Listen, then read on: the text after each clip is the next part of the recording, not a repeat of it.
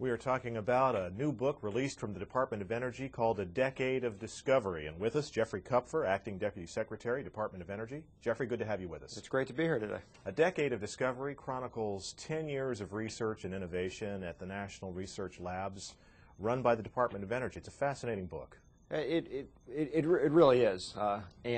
We designed it to both be entertaining for people to read and accessible for people to read, but also to try and highlight some of the achievements that we've seen over the last decade. Our national laboratories have been around for many decades, but we figured we'd take a snapshot of the last decade just to show people that some of the things that we've done. I don't think most people in America even realize we have 17 national research labs all across the country, and they're doing work that's impacting virtually every aspect of our lives. That's true. We have tens of thousands of scientists working at this laboratory complex. They're located all around the country, and while they originally grew up as part of the Manhattan Project and were originally focused on some of the nuclear weapons research, they've really branched out and they cover all the different aspects of science. So the book, which tries to reflect that, is broken into 3 segments. So we have one on energy and the environment, we have another section on national security, and then we have a third section on the physical and the life sciences. Take a couple of minutes, if you would, and highlight some of the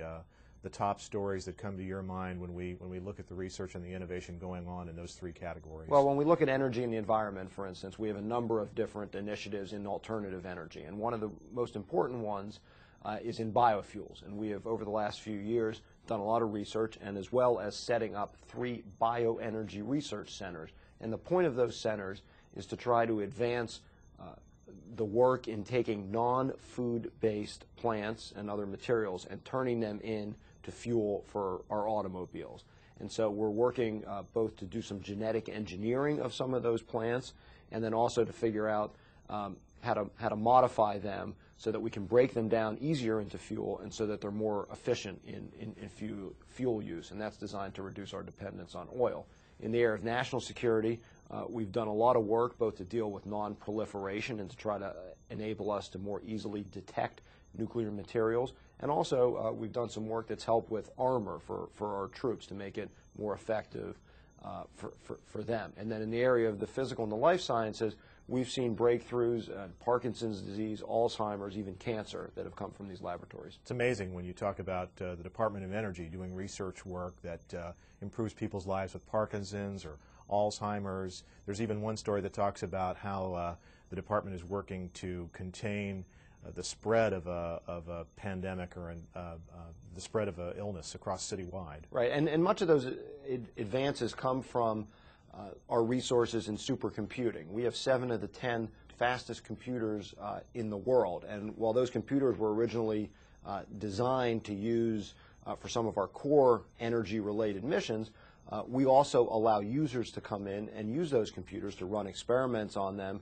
and to try to go in other directions using the computer. So the Parkinson's, for instance, was somebody who came in to do some work using one of our computers, and it resulted in an important breakthrough. A real partnership with the private and public sector, then. Exactly, and we have both companies that come in, so the private sector, commercial interests will come in and they will get time on the computers, but we also try to make sure that the scientific community around the world comes in and is able to use some of our facilities, because many of them are one-in-a-kind facilities in the world.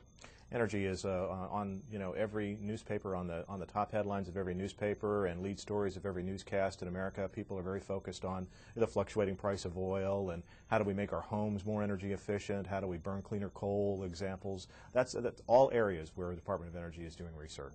That's correct. Efficiency is something that's important. We've had partnerships with Habitat for Humanity, for instance, where we try to get to a home that produces the same amount of energy that it actually uses, so it's a zero net energy use home, and then in all that range of alternative fuels.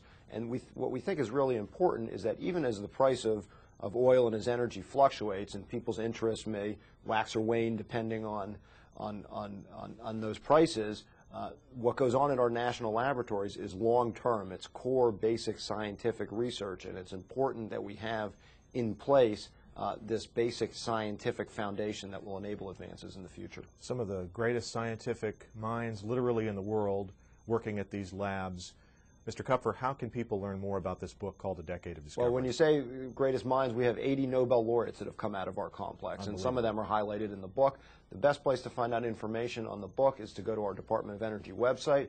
It's www.energy.gov/discovery.